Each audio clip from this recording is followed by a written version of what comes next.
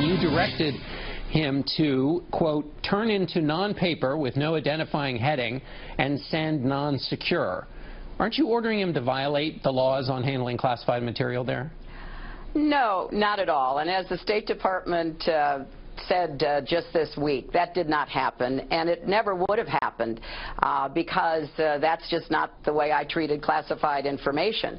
Headings are not classification notices, and so oftentimes we're trying to get the best information we can, and obviously what I'm asking for is whatever can be transmitted, if it doesn't come through secure, to be transmitted on the unclassified systems.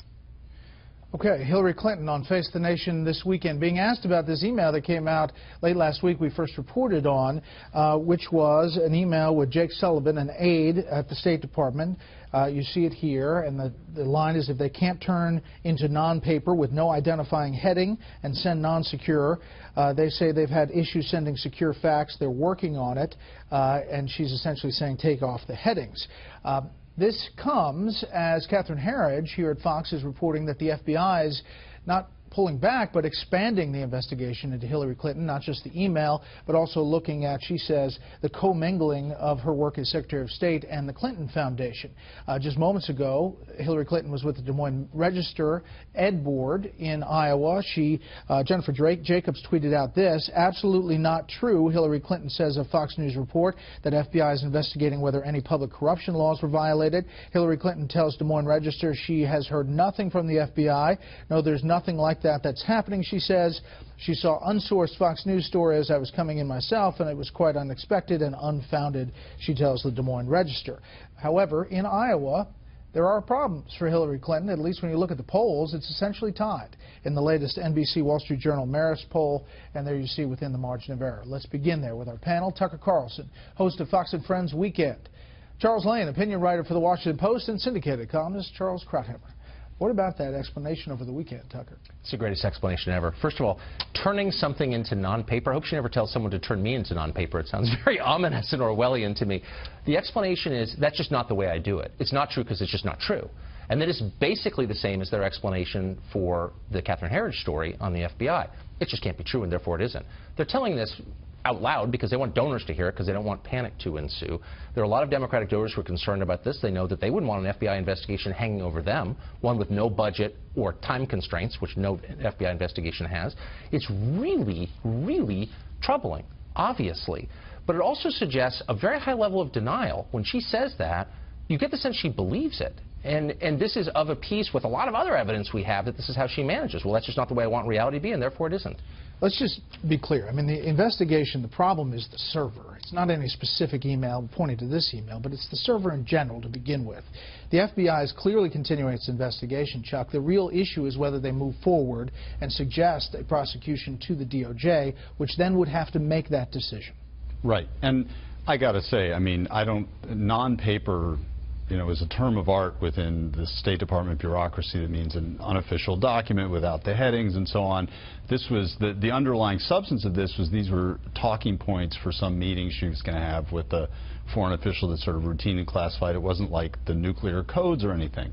Having said all that, I would not like to be Hillary Clinton today because it reminds everybody of an issue that Bernie Sanders had told her you don't have to worry about her own opponent. He's probably regretting that, by the way.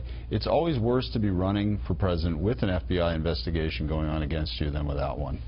You look at New Hampshire, Charles, and you look at the NBC poll in the New Hampshire Democratic polling. You have Sanders up within the margin of error there. It's 50 to 46, plus or minus 4.8. There you see it. And then the Fox News poll, which we reported on Friday, has Sanders up much bigger in New Hampshire. And there you see 50 to 37. So the reality is sinking in that these early states may be difficult.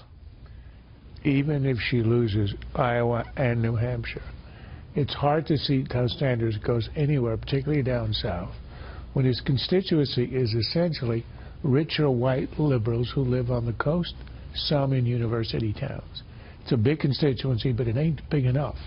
And he has, as far as we can see, no appeal or minimal appeal to minorities, to African Americans. And without that, you can't win the nomination. But if I could return for 1 second to her explanation on the emails, I'm not sure I believe it's denial. I think it's worse. I think it's cynicism. I mean, after all, look at the logic of what she said. I asked him to do this, but she says it didn't happen. Well, that's irrelevant.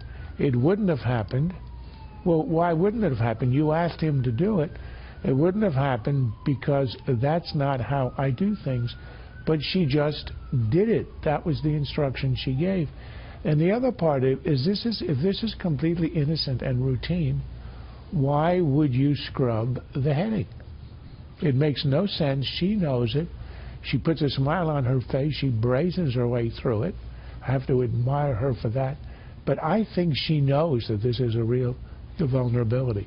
In the end, it's all about the legality of this, and will there be a criminal referral? If there isn't, her nomination is not in jeopardy. A couple of breaking things. One is the FBI doesn't have to notify the subject of the investigation, so it's important to note that in Clinton's statement to the Des Moines Register. And also, just breaking now, the State Department is going to release 29,000 pages of Huma Abedin's official email. That is just coming in tonight. That raises more questions and a lot more emails. Yeah, that's for sure. I have to say, I think Charles' analysis is absolutely right. Nobody outside the Clinton campaign believes that Bernie Sanders has a chance. It's a boutique campaign that's drawn the affection of a lot of Starbucks baristas, but it's going nowhere. Hillary doesn't know that. I mean, the hallmark of a mediocre mind is someone who keeps refighting the last war. She's captive to 2008. I've talked to people who work for her. They say that. That's the defining moment of her political life, losing to Obama during those primaries. And she will do anything to avoid having that happen again, even though it's not even a real possibility this year. And that's why she's moved so far left, endorsing, for example, driver's licenses for illegal aliens. How can that not hurt her in the general election? It's not a mainstream view. And yet everything she says is designed to fight off a threat that doesn't exist from Bernie Sanders. It's very telling.